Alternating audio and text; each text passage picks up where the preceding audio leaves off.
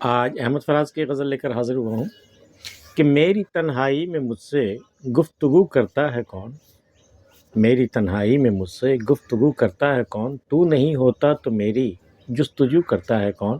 کتنا معصوم سا سوال ہے، تم نہیں ہو پھر بھی میں کس سے محو گفتگو ہوں، میں کس کے ساتھ باتیں کر رہا ہوں تنہائی میں، میری تنہائی میں مجھ سے گفتگو کرتا ہے کون، تو نہیں ہوتا تو میری جستجو کرتا ہے کون۔ کس کا خنجر ہے جو کر دیتا ہے سینے کو دو نیم، پھر پشیمانی میں زخم دل رفو کرتا ہے کون۔ کون آتا ہے خنجر لیے ہوئے اور سینے کو دو ٹکڑوں میں بانٹ دیتا ہے، اس کے بعد جب اسے اپنے کیے پر پشیمانی ہوتی ہے، شرمندگی ہوتی ہے، تو وہ پھر دل کو رفو، زخمی دل کو رفو کرنے کے لیے بیٹھ جاتا ہے۔ کون ہے یہ؟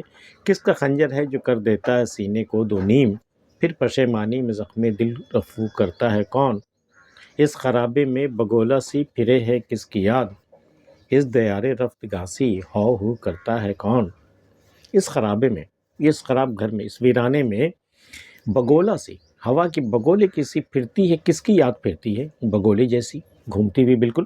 اس خرابے میں بگولا سی پھرے ہے کس کی یاد، اس دیار رفت گاسی، رفت گاہ کے دیار مطلب وہ گزرے ہوئے لوگوں کا دیار مطلب قبرستان، تو قبرستان کی جیسی ہو جب ہوائیں چلتی ہیں نا قبرستان میں، تو دیکھیں کہ ہو جیسی آوازیں آتی ہیں وہاں، تو اس دیار رفت گاسی ہو کرتا ہے کون۔ اب اس خرابے میں کسی کی یاد بگولے کی مانند گھومتی ہے اور ایسی ہو کی آوازیں وہ پیدا کرتی ہیں جیسے قبرستان میں چلتی ہوئی ہوائیں ہوں۔ تو اس خرابے میں بگولا سی پھرے ہے کس کی یاد، اس دیار رفت گاسی ہو کرتا ہے کون۔ خوف کس کا ہے کہ اپنے آپ سے چھپتا پھروں، ناگہاں پھر مجھ کو میرے روبرو کرتا ہے کون۔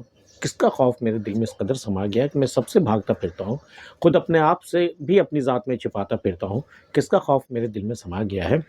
خوف کس کا ہے کہ اپنے آپ سے چھپتا پھروں، ناگہاں پھر مجھ کو میرے روبرو کرتا ہے کون۔ پھر اچانک کوئی شخص آتا ہے اور مجھے پکڑ کر میرے ہی سامنے لا کے کھڑا کر دیتا ہے، میں تو اپنے آپ سے چھپتا پھرتا ہوں۔ یہ اپنے آپ کے سامنے آنا، یہ ایک ہو سکتا ہے سامنے کوئی آئینہ آ جاتا ہو جو اپنے آپ بالکل اپنا پیکر دکھائی دے۔ خوف کس کا ہے کہ اپنے آپ سے چھپتا پھروں، ناگہاں پھر مجھ کو میرے روبرو کرتا ہے کون۔ یہ میرا ضمیر ہے جو آئینے کی مانند مجھے ہی میرے سامنے لا کر کھڑا کر دیتا ہے۔ خوف کس کا ہے کہ اپنے آپ سے چھپتا پھروں، ناگہاں پھر مجھ کو میرے روبرو کرتا ہے کون۔ کون سا موسم چرا لیتا ہے غنچوں کی چمک، یہ کیسا موسم آیا ہے جو غنچے کھلنے سے پہلے ہی اپنی چمک اور اپنی شگفتگی وہ کھو دیتا ہے۔ کون سا موسم چرا لیتا ہے غنچوں کی چمک، نغمہ پیراؤں کو سرما در گلو کرتا ہے کون۔ اور جو نغمہ سرا ہوتے ہیں، جو نغمہ گانا چاہتے ہیں، سنانا چاہتے ہیں، جو نغمے سناتے ہیں، ان کے گلے میں سرما کون ڈال دیتا ہے؟ کہتے ہیں گلے میں سرما ڈال دیا جائے تو اس کی آواز ہمیشہ کے لیے بند ہو جاتی ہے۔ تو جو نغمہ سرا ہے، جو نغمہ سنانے والے خوشگلو لوگ ہیں، ان کے گلے میں سرما کون ڈال رہا ہے تاکہ وہ نغمہ نہ گا سکے۔ کون سا موسم چرا لیتا ہے غنچوں کی چمک، نغمہ پیراؤں کو سرما در گلو کرتا ہے کون۔ کون پی جاتا ہے آخر میرے حصے کی شراب، میں نہیں ہوتا تو پھر خالی سبو کرتا ہے کون۔ بھئی یہ تو خود ہی پی جاتے ہوں گے نا، اور وہ ہوش رہتا نہیں ہے کہ کس نے پیا ہے، بس حیرت ہے کہ کون پی جاتا ہے آخر میرے حصے کی شراب، میں نہیں ہوتا تو پھر خالی سبو کرتا ہے کون۔ آج کی ویڈیو میں اتنا ہی۔ احمد فراز کی غزل آپ کو کیسی لگی میں بتا سکتے ہیں، ملتے پھر کسی اگلی ویڈیو میں، تب تک کے لیے اللہ حافظ۔